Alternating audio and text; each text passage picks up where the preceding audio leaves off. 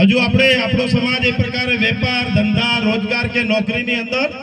ખૂબ પ્રમાણમાં ઓછો છે અને એવા સમયની અંદર જે પ્રકારે દેવાના ડુંગર નીચે આપણે દબાઈ જવું જે આજના સમયની ખૂબ તાતી જરૂરિયાત છે કે કોઈ પણ સમાજને જો વિકસિત થવું હશે તો એ સૌથી પ્રથમ શિક્ષણ છે અને જે સમાજોએ શિક્ષણ આજથી ઘણા વર્ષો પહેલા શરૂઆત કરી છે લીધું છે એ સમાજોને આપણે નજર સામે જુઓ તો એ સમાજોએ ખૂબ મોટી હરણફાળ વિકાસની અંદર ખૂબ મોટો પ્રમાણની અંદર ખૂબ લોકો વિકાસ પામ્યા છે પરંતુ આપણે કોઈ ને કોઈ સંજોગોના આધારે શિક્ષણની અંદર ખૂબ પછાત રહી ગઈ અને એમાં બનાસકાંઠા નવાબી શાસન હતું અને નવાબી શાસનની અંદર ફરજિયાત શિક્ષણ નહોતું એ કારણે પણ આપણે સમાજ શિક્ષણથી ઠાકોર સમાજ હોય કે રબારી સમાજ હોય આવા નાના સમાજો વંચિત રહ્યા છે અને એનું દુઃખ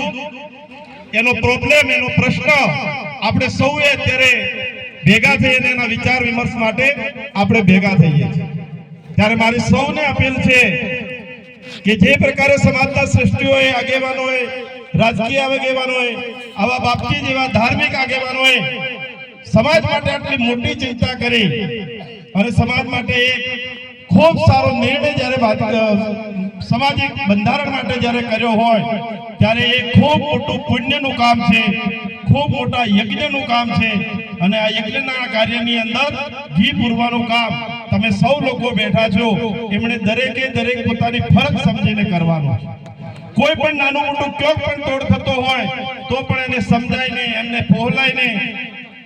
એને જો બીજા લોકો ના જઈને પણ આ સમાજના બંધારણની અંદર રહે તો આવનારા 10 વર્ષની અંદર આજ મારો ઠાકોર સમાજ બીજા સમાજોની હરોળની અંદર આવે અને આપણા જે દીકરા અને દીકરી શિક્ષિત નથી થયા જેમને અત્યારે કાળી મજૂરી કરવી પડે છે જે દેવાના ડુંગર નીચે દટાઈ જાય છે એ પરિસ્થિતિમાંથી બહાર આવવા માટે રામબાણ ઇલાજ હોય તો બંધારણનો અમલ કરો અને બંધારણનો અમલ કરી અને જે પણ પૈસા બચે છે એ પોતાના ઘરના પરિવાર માટે શિક્ષણ માટે વાપરો એનાથી વધારે આગળ જાય તો પરિવાર અને ગામ માટે વાપરો અને પછી સમગ્ર સમાજના જે શિક્ષણ સંકુલો હોય કે સંકુલો બને એના માટે વાપરવાનું કામ જો કરીશું તો આવનારું ભવિષ્ય આપણા સમાજ માટે ખૂબ ઉજળું છે રસિકજીએ વાત કરી રસિકજી આજે જ્યારે સમાજ અને આગેવાનો બેઠા છે ત્યારે આપણે જે વાત કરી છે એ વાતમાં મારે દુઃખ સાથે ચોખવટ પણ કરવી પડે કેમ આવજીભાઈ ધાનેરાની અંદર ચૂંટણી લડવા આવ્યા અને ચૂંટણી જ્યારે 2017 ની હું વાત કરું છું ત્યારે ઠાકોર સમાજને મેં ઘણી બધી વિનંતી કરી દાંતીવાડા હોય પાથાવાડા હોય ધાનેરા હોય અને ઠાકોર સમાજે ખૂબ મદદ પણ મને કરી અને ત્યારે અહીંયા બેઠા છે અંસાજી ને પાથાવાડાના આગેવાનો ત્યારે મેં ચૂંટણીની અંદર એમને વાત કરી હતી કે પાથાવાડાની અંદર શિક્ષણ સંકુલ માટે કઈ જગ્યા આપી મારા નસીબે ફૂટેલા હતા હું ચૂંટણી હારી ગયો પરંતુ એક ઠાકોર સમાજના લોકોને સામે ચાલી એમણે ક્યારે મારી પાસે ઉઘરાણી નથી કરી કે માવજીભાઈ તમે ચૂંટણી હારી ગયા છો પરંતુ મેં ખાનદાની પૂર્વક અને હું શિક્ષણનો જીવ હતો કે મારે આ ભોળા સમાજ માટે શિક્ષણ માટે જ્યારે કામ કરવું છે અને લાગણીથી ચૂંટણી માટે તો મેં મારા સ્વાર્થ માટે તો કર્યું હતું પણ સાથે સાથે હું શિક્ષણનો જીવ હતો